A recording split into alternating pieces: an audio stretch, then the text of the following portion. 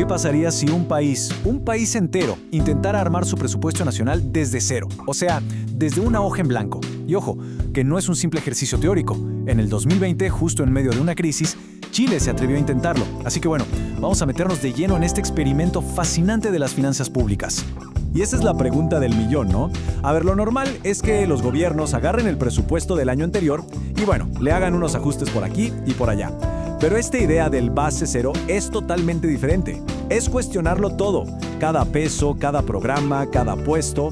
Vamos a ver cómo esta idea que suena tan pura se dio de bruces con la dura realidad. Para entender por qué se llegó a algo tan drástico, tenemos que hacer un viaje rápido a principios del 2020. Porque mucho antes de que la pandemia lo cambiara todo, Chile ya estaba, digamos, en una encrucijada financiera bastante complicada. Fue de verdad una tormenta perfecta. Primero, el estallido social de fines de 2019 ya le había metido una presión tremenda a las cuentas del Estado. Como respuesta, la Dirección de Presupuestos, la famosa DIPRES, dijo, ok, necesitamos un enfoque totalmente nuevo. Y justo ahí, ¡pum!, llega la pandemia, que multiplicó la urgencia por 1000. Aquí es donde chocan dos filosofías. Por un lado, el método de toda la vida, el incrementalismo. Es simple. Agarras el presupuesto del año pasado y discutes nada más cuánto va a subir. El problema, que con los años se van juntando bolsitas de ineficiencia. Y por otro lado, la idea radical, el presupuesto base cero, que propone lo contrario, revisar absolutamente todo, todos los años, para limpiar justo esas ineficiencias. En el papel, la idea suena increíble, ¿no?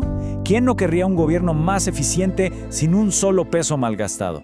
Pero claro, una cosa es la teoría y otra, muy distinta, es llevarlo a la práctica. Sobre todo cuando hablamos de la maquinaria gigantesca que es un Estado. Y miren, este ejemplo lo deja clarísimo. Pensemos en el Servicio de Prisiones de Chile, Gendarmería, que tiene casi 20.000 funcionarios.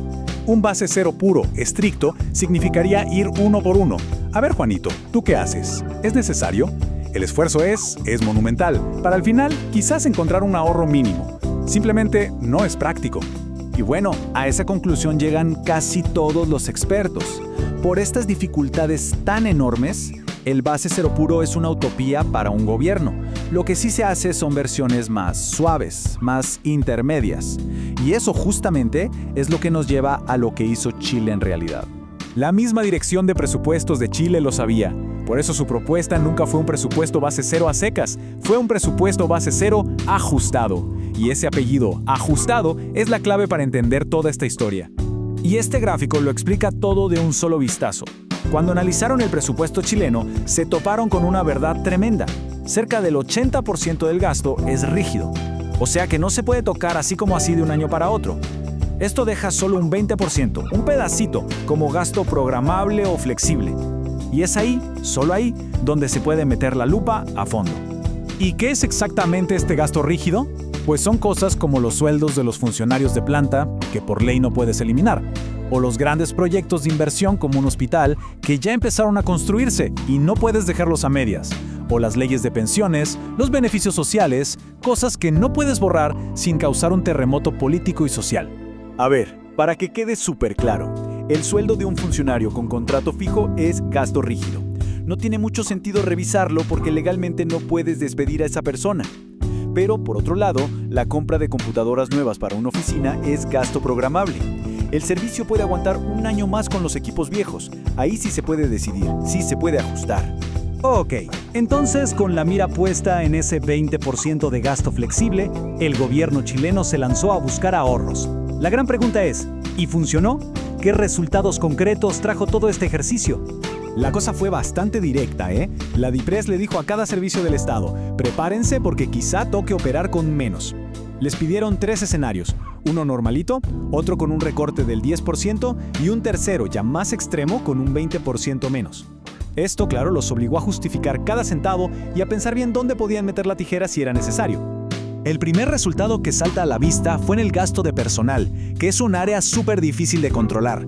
Venía creciendo a ritmos del 7% e incluso del 10%, y de repente, en 2021, el crecimiento se frenó en seco a solo un 3.1%, una contención muy pero muy importante. Pero esperen, que el dato más impactante es este. Si sacamos de la ecuación los gastos extra de la pandemia y una reforma educativa, el gasto en personal no solo se frenó, sino que de hecho cayó un 1.7%, una bajada real, en términos reales. Ahora, el recorte más brutal llegó donde había más flexibilidad, en los activos no financieros. El mensaje a los ministerios fue clarísimo: no es momento de comprar muebles nuevos, ni vehículos, ni computadoras.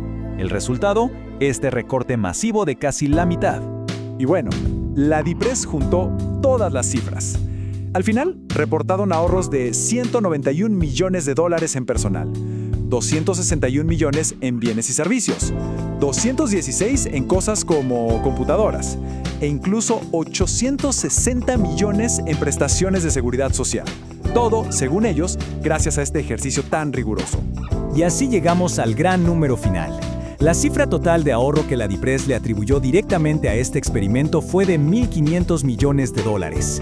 Una cantidad de dinero que, en ese momento, se pudo redirigir a las urgencias de la pandemia. Pero a ver, más allá de los números, ¿cuál es la gran lección de todo esto? Porque esta es una historia que muestra el choque entre las expectativas de una reforma idealista y la realidad muchas veces enredada de la administración pública. Las conclusiones son varias y muy interesantes. Primero, que obligar a los servicios públicos a justificarse sí genera ahorros de verdad. Segundo, que esa idea de que hay enormes bolsones de despilfarro esperando a ser cortados es más que nada un mito. El 80% de gasto rígido es una barrera real. Y por último, que un ajuste de este calibre no es sostenible. De hecho, al año siguiente, la política tuvo que relajarse. Y aquí viene una dosis importante de realismo, porque siempre hay otra cara de la moneda. La visión desde la academia es más escéptica. Hay investigadores que analizaron el proceso y sospechan que las cifras oficiales podrían estar, y cito, un poco maquilladas. O sea que la historia se contó de una forma muy bonita, pero que en la práctica la cosa fue bastante más compleja. Y quizás esa es la lección final, la más profunda de todas. Lo que nos muestra el experimento chileno es que, sí, claro que hay ineficiencias, pero la gran batalla de las finanzas públicas no es una cacería de despilfarros ocultos, es una lucha mucho más difícil, contra una fuerza invisible pero poderosísima, la inercia.